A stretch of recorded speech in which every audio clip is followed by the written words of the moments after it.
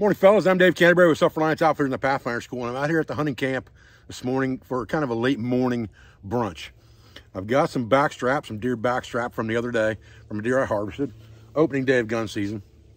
I've got it sitting in the cooler, salted for a couple days, chunked up. And now I'm going to just take this and use whatever I've got for sundries here in hunting camp in my sundry bucket to kind of spice it up a little bit and try something different that I've never done before with backstrap.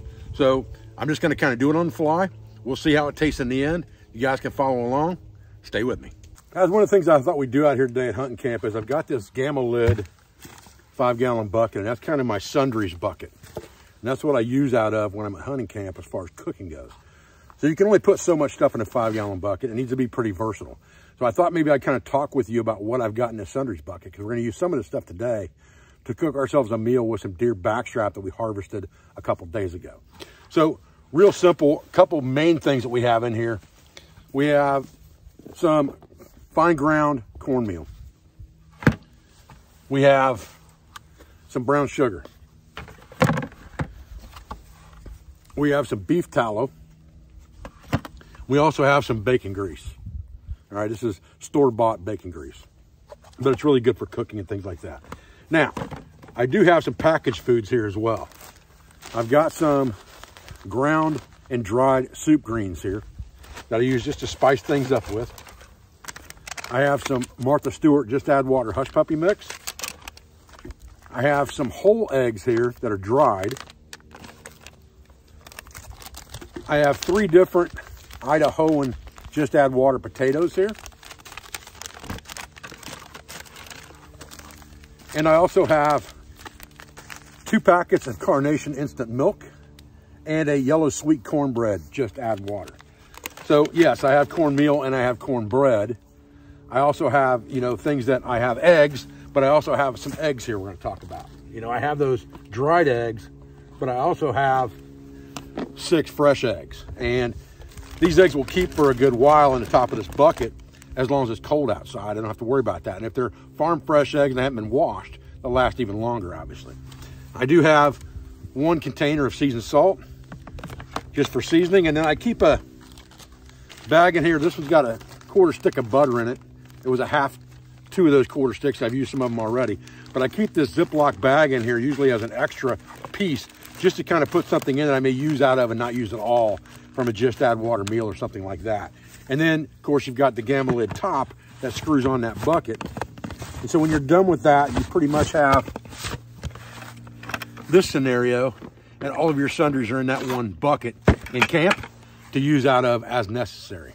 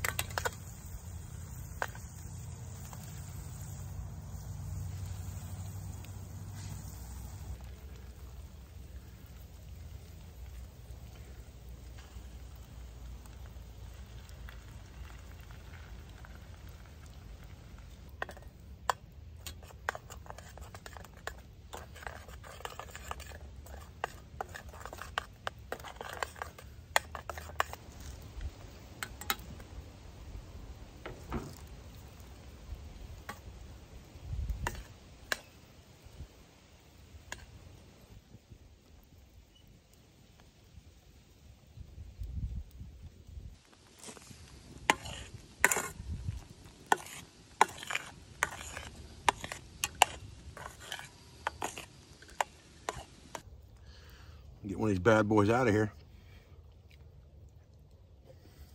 Oh, man. I gotta tell you, that cornmeal and sugar mixture, it's almost like a gravy when you're done with it. And it gives you a sweet flavor in that backstrap that's just unreal. I mean, I can't even tell you how good that really is. Oh, man. That is freaking delicious.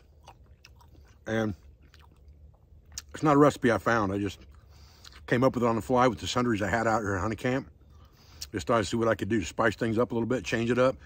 And sometimes that's what you have to do to just figure out what's really, really good and how you like things. And I'll tell you what, man, that thing is unreal. Wow.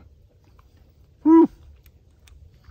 Man, it's got that salty sweet going on because I salted this backstrap and let it sit in a cooler for a couple days.